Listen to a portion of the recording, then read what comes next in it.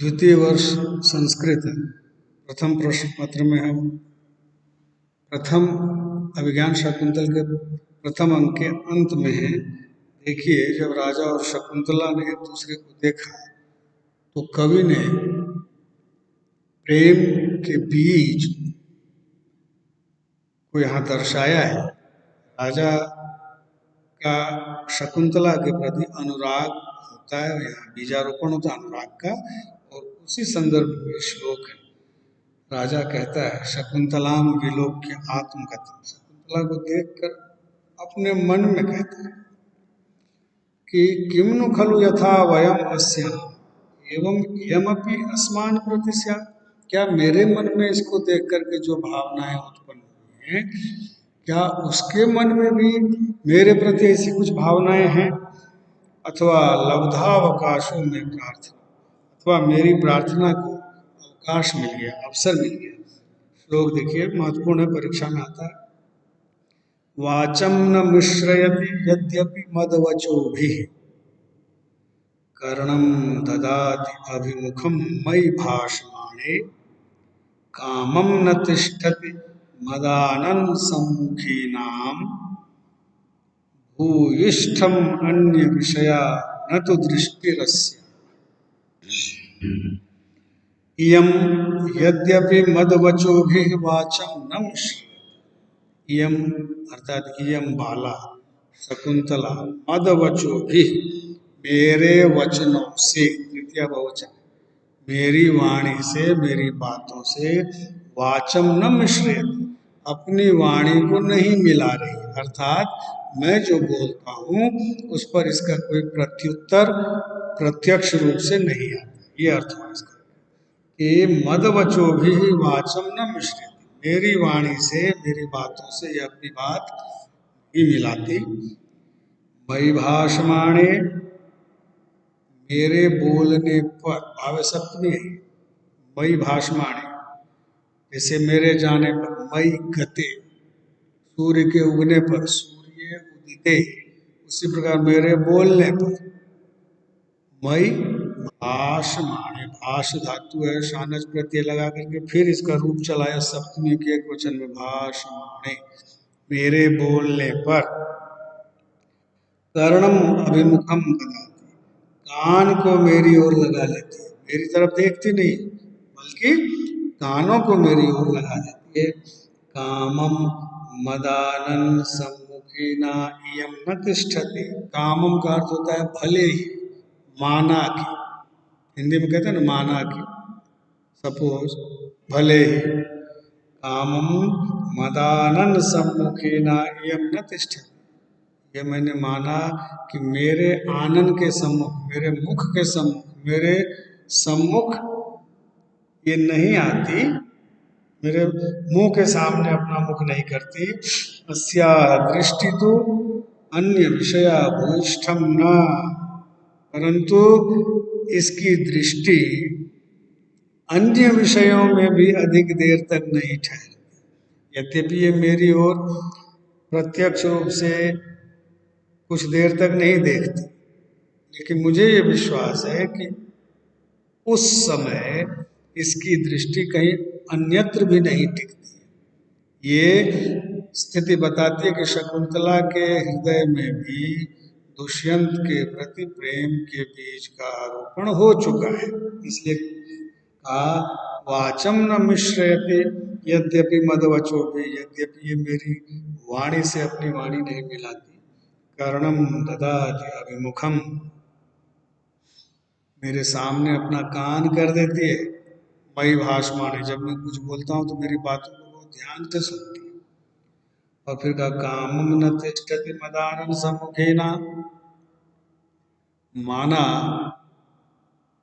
मेरे मुख के सम्मुख, मेरे मुख के सामने ये अपना मुख नहीं कर रही, परंतु भूयिष्ठम अन्य विषया न तो दृष्टि, लेकिन मैं ये भी देख रहा हूं कि इसकी दृष्टि अन्य किसी पदार्थ पर भी बहुत देर तक नहीं टिक रही, अर्थात ये अन्य मनस्का है, मन इसका मेरी तरफ ही है, परंतु लोक लज्जा के भय से या संकोच के कारण ये उसका प्रकटीकरण नहीं कर रही। इसी बीच क्या होता है, नेपथ्य से आवाज आती है पर्दे के पीछे से, भो भोस तपस्विन हे तपस्वियों सन्निहिता तपोवन सत्व रक्षाए भवत। तपोवन के सत्व यानी जीवों की रक्षा के लिए सन्निहिता सावधान हो जाओ, तत्पर हो जाओ। क्यों? प्रत्यासन्न किल मृगया विहारी पार्थिवो दुष्यंत। क्योंकि ऐसा लगता है कि मृगया विहारी शिकार के लिए भ्रमण करने वाला पार्थिव यानी राजा दुष्यंत प्रत्यासन्न पास में ही आ चुका है। इसलिए ये आप सभी सावधान हो जाए, वो किसी का शिकार भी कर सकता है। मृगया विहारी है, वो मृगया के लिए निकला है, विहार करने के लिए निकला है। फिर उसका लक्षण दिया, कैसे प्रतीत हो रहा है कि कोई आ रहा है दल बल के साथ। तुरग खुर हतस तथा हिरेणु विटप विषक्त जलार्द्र वल्कलेषु पतति परिणता अरुण प्रकाश शलभ समूह विवाश्रम तुमेषु। तथा ही जैसे कि तुरग खुर हतः, तुरग कहते हैं घोड़े को, तुरग के खुर यानी घोड़े के खुर पांव, उससे हतः आहत पीसे गए और उसके कारण ऊपर उड़ाए गए, घोड़े की टापों से ऊपर की ओर उड़ाए गए या उड़ाया गया। परिणता अरुण प्रकाश रेणु, रेणु मतलब धूल। ये धूल कैसी है? परिणत अरुण के प्रकाश के साथ। परिणत यानी सायंकालीन जो सूर्य होता है उसकी जो लालिमा होती है उससे मिलता जुलता इस धूल का रंग है जो उड़ाया गया है घोड़े की टापों से। और वह शलभ समूह इव, शलभ कहते हैं टिड्डी, टिड्डी दल के समान विटप विषक्त जलार्द्र वल्कलेश आश्रम द्रुमेशु पतति। वह धूल उड़कर कहाँ पड़ रही है? आश्रम के द्रुमों पर, आश्रम के वृक्षों पर पड़ रही है। और वो वृक्ष कैसे हैं? तो जल कहते हैं विटप विषक्त जलार्द्र वल्कलेश। विटप मतलब पेड़ की शाखाएं, पेड़ की शाखाओं में आर्द्र जल से गीले वल्कल वस्त्र टंगे हुए, लटके हुए। क्यों? क्योंकि ऋषि मुनि तपस्वी स्नान के पश्चात अपने वल्कल वस्त्रों को सुखाने के लिए वृक्ष की शाखाओं पर टांग देते। तो सायंकाल का समय है, तो वो नेपथ्य से ऐसा संकेत कर रहे हैं कि दुष्यंत लगता है मृगया करते करते यहाँ तक आ पहुंचा है। क्यों?